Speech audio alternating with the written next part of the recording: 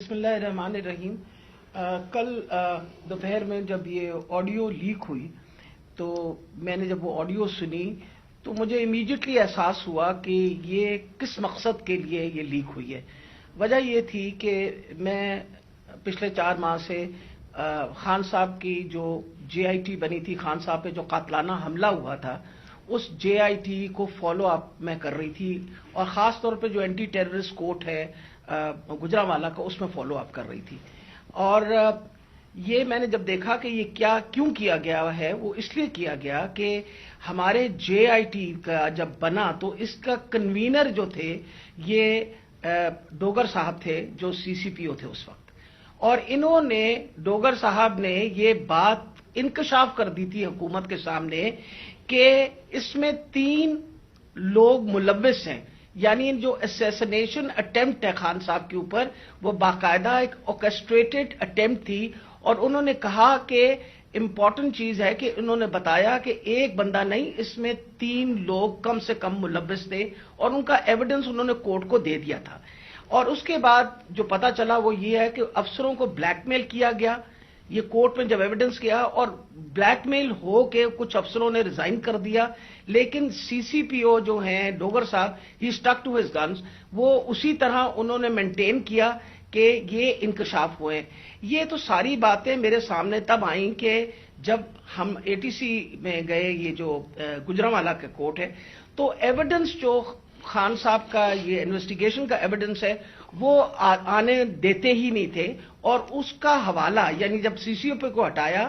تو D G anti corruption کو دے دیا گیا، جو چیف انویسٹیگیٹنگ آفیسر تھا جس کا نام انور شاہ صاحب تھے، ان کو انہوں نے پہلے کیا کیا کہ اس کو او ایس ٹی کر دیا، اور اس کے بعد جو ڈی جی تھا اس نے سارا ریکارڈ جو ہے اس کو سیل کر دیا اور تالا لگا دیا۔ ہم نے جب بار بار کہا کورٹ کو کہ جی یہ ہمیں ایویڈنس چاہیے، جو سارا ایویڈنس منگوائیں، تو پہلی دفعہ جو سیکنڈ ہیئرنگ تھی اس میں انہوں نے آ کے کہا کہ جی ڈی جی بدل دیا گیا ہے، اور یہ چٹھا صاحب کو لگا دیا گیا نیا ڈی جی اینٹی کرپشن، جو کہ ثناء اللہ کا رائٹ ہینڈ مین ہے، اور اب وہ ریکارڈ دے گا۔ اس کے اوپر جج صاحب نے غصہ کھایا، اور انہوں نے کہا کہ میں اب اپنے پروسیکیوٹنگ آفیسرز بھیجوں گا۔ انہوں نے اپنے پروسیکیوٹنگ آفیسرز بھیجے، اور پروسیکیوٹنگ آفیسرز نے جب وہ کمرہ کھلا اور تالا کھلا تو دیکھا گیا کہ ایویڈنس سارا غائب ہو چکا ہے، اور چند صفحے 11 صفحے رہ گئے تھے اس سارے ایویڈنس کے، باقی سارا کچھ چوری ہو گیا۔ اور یہ بات کا انکشاف خود ہی ڈی جی نے بھی کیا اور اعلان بھی کر دیا کہ اب میں اس کے اوپر انکوائری کروں گا، یعنی خود ہی چور اور خود ہی منصف بننے کی ارادے سے۔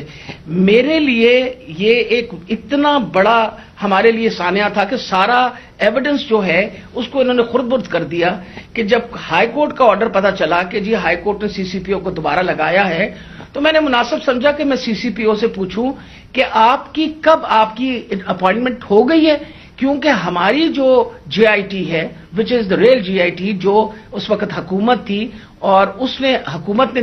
یہ سارا کچھ کیا تھا، جے آئی ٹی بنائی تھی وچ از a legal J I T, تو ہم نے تو آلریڈی اس پہ ہمیں ٹرسٹ تھا کہ یہ بندہ جو، تو میں نے ان سے پوچھا کہ آپ کب تک جوائن کر رہے ہیں، تو انہوں نے کہا جی ابھی تک میرے آرڈرز نہیں آئے۔ وہ آپ نے سارا ٹیپ سنا جس کے اندر کوئی ایسی بات نہیں پوچھی گئی، اس میں مجھ سے سوال پوچھے گئے کہ کنسرن کیوں تھا۔ ارے بھائی مجھے کنسرن نہیں ہوگا تو کیوں نہیں کنسرن ہوگا؟ وجہ یہ ہے کہ خان صاحب کے اوپر قاتلانہ حملہ ہوا، خان صاحب کی ساری جو انویسٹیگیشن ہے ان کے آپ نے بندے بھی غائب کر دیے، اس کے بعد جن لوگ جو ایویڈنس ہے اس کو بھی غائب کر رہے ہیں آپ، تو ہمیں تو بالکل کسی طریقے سے کسی اور پہ ٹرسٹ نہیں تھا، اور ہمیں امید تھی کہ اب سی سی پی او کے واپس آنے سے، یعنی ڈوگر کے واپس آنے سے ہم دوبارہ اپنا جے آئی ٹی جو ہے وہ شروع کر دیں گے۔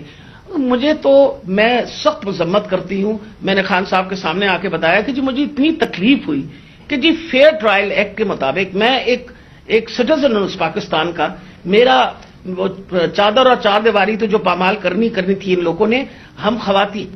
کے لیے تو ہم ساری عورتیں جو ہیں ان کے شر سے نہیں بچ سکتے، جس طرح ان لوگوں نے ٹیپنگ کرنی شروع کر دی ہے۔ وجہ یہ کہ جس طرح آپ نے فرمایا فیئر ٹرائل ایکٹ کے مطابق یہ کیسے ٹیپ کر سکتے تھے ہمیں؟ ہاؤ کوڈ یہ ٹیپ؟ کیا انہوں نے اجازت لی تھی؟ کیا یہ ثناء اللہ جو انٹیریئر منسٹر ہے یہ کسی جج کے پاس گیا تھا، اس نے جا کے جج سے اجازت لی تھی؟ I want to know about it. اور میں